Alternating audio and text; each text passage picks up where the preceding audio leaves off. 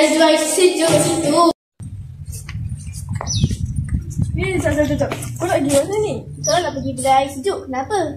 Jangan. Tadi aku baru je kedai sejuk tadi. Aku nampak ada binatang. Lepas tu kotor. Kenapa kau beli juga?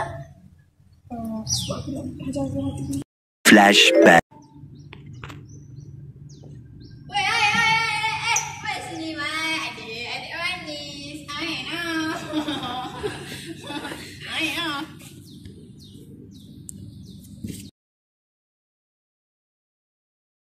End of flashback.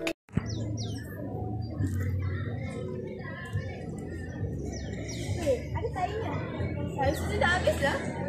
Sekejap. Kalau air sejuk dah habis, kat belakang kau ada apa? Air apa? Nak tengok. Tak, sumpah. Aku nak tengok belakang kau ada apa? Apa ni lah? Jangan mesti. Weh, tengok ni. Air dah habis dah. Alah, tapi dah haus ni. Apa kata kita bawa water dispenser sendiri? Do it yourself orang kata. Mana pula do it yourself tu? Ertilah. Do it yourself tu kita guna barang-barang kita semula dan bahan-bahan terpakai.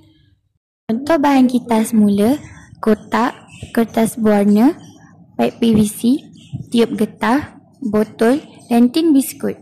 Ini adalah contoh lakaran produk kami.